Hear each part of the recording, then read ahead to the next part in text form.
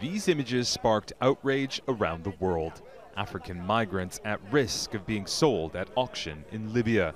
The accusation of modern-day slavery triggered international concern and EU pledges to address the issue. But in a report by the human rights group Amnesty International, European governments are accused of not only being aware of these abuses, but also actively supporting Libyan authorities in stopping sea crossings and preventing refugees and migrants from leaving. What we have in Libya is really a hellhole. It's hell on earth.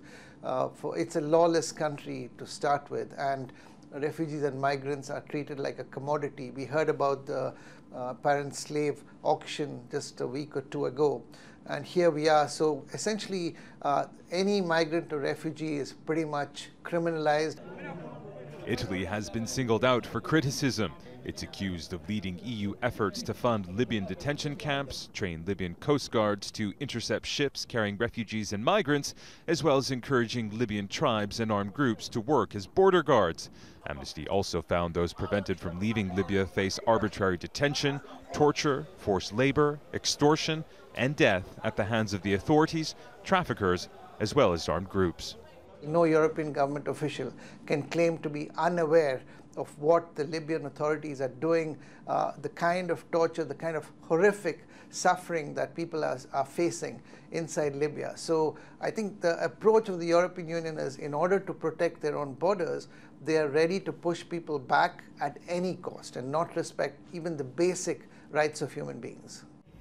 Libya is the main transit point for refugees and migrants trying to reach Europe by sea.